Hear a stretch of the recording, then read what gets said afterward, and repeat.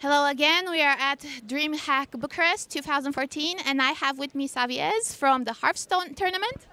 Hi.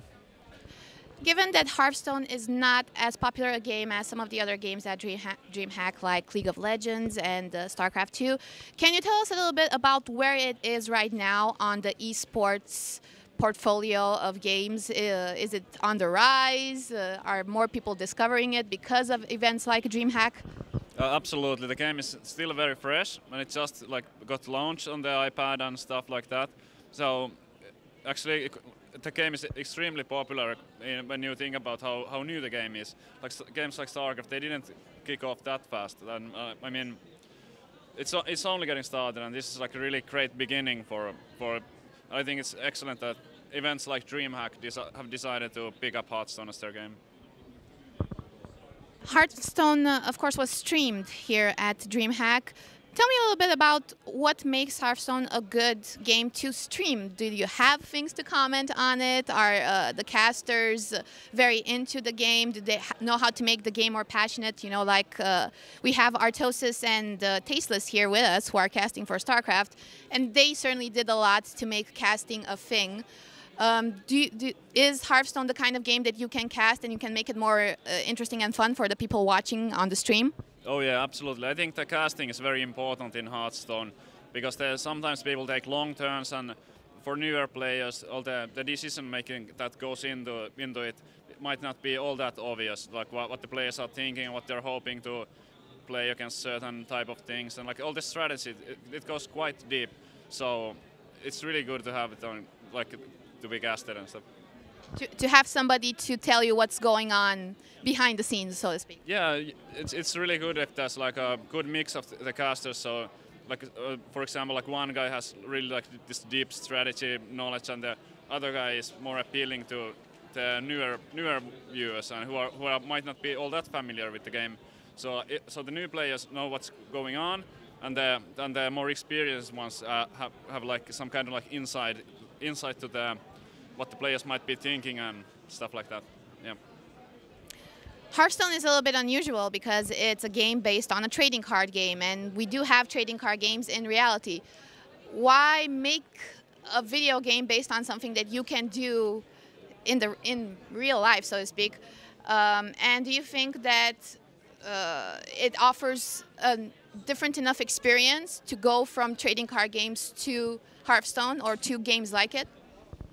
I think it's really it's excellent that Hearthstone has found its popularity, and the fact that it's so different. Like there hasn't really been a game like this before.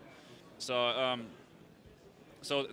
from the popularity that the game has achieved in such a short time, it has clearly proven that the game is something that people want to play, and yeah. So we know that Artosis, which is a hardcore StarCraft gamer, switched to Hearthstone, or not switched entirely, but started playing it and started casting it. And you have Kripparrian, who is one of the, if not the greatest Hearthstone player. And Kripparrian is a very chill, relaxed kind of guy. He's very calm. Is it true that Hearthstone is the kind of game that after you played hardcore esports type games like StarCraft and League of Legends, you can try this and have it be a more casual gaming experience, have it be more relaxed? Well, it depends on how you look at it. For some people, it might be just that, but the strategy and everything, it goes very deep, and it might not be that obvious at first how complex the game can actually be, depending on, for example, like not only what cards you are playing, but what your opponent is playing, and adjusting your own strategy and finding the right moves. I mean, it's a card game, so there's always some luck involved, but a lot of games are just not really about that, and if you do a mistake, you're gonna lose. And I think that I think it's also in a way that it's a good, in my opinion, it's a good mix of kind of luck and skill. Might also make it exciting both to play and to watch. I think a big part of making Hearthstone a big esport is not just having streamers and having casters and having players, but you also need to have a good a tournament structure and tournament strategy. How was the Hearthstone tournament at this DreamHack? What were the stages and what was the quality of the players? And in the future, how do you think that Hearthstone will evolve, especially in terms of how tournaments will be scheduled and will be staged? Well, the structure that was used here was not the friendliest one for those who travel from far away, because you can get, because there's so few games and it's single elimination, best of 3. So in such a short, so few games, anything can happen, and you don't get to the long run where the more experienced player would have a bigger advantage. So I think the format is still, because the game is so new, the format isn't yet set in stone. Which one would be the best one? What should you use? But I feel like, well, after getting knocked out early, obviously I'm not happy about the format. So you might guess that, but even before coming here, all the people traveling from far away were kind of mentally prepared that anything might happen, and I also had given some thought that yeah, this might happen and it sucks, but yeah, I think that about how I feel like the format should be is that it should be either double elimination or a Swiss, which the Swiss is commonly used in card games, and the format used here might be more fitting for games like StarCraft and not necessarily card games where there's luck involved, because yeah, because if the skill differences might be big between the players, but still anything might happen. So a card game would actually, in my opinion, it would require more games for each player to kind of sort out the ones that put more effort into it potentially, who might be the better players or so. And they are not just lucky. And not just lucky. I'm not gonna the guy who I lost to. He was playing well and he was a good player. But still, if the formats would stay this brutal, I don't think it would be worth it to travel from far away for the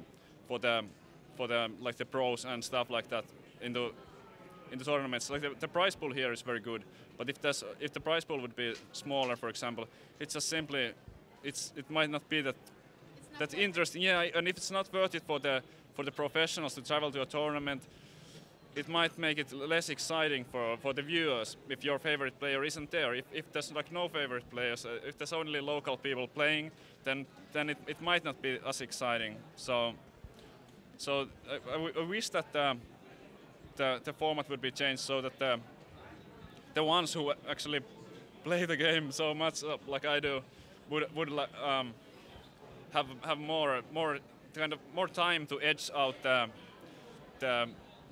the opportunities that might be presented in the game and gain advantages by that, and just yeah. So what you're basically saying, it's still a work in progress, obviously the game being very new. And what other tournaments or what other events are you going to attend this year? I'm thinking about if it's it's aired. Yeah. So on the latest episode, I was in earlier this year. I was in Korea for the OGN Invitational. So in a bit less than 2 weeks, I will be returning to Korea for the playoffs, so to say. I have rank 1 seed right now to the tournament, and I think my chances there will be really good.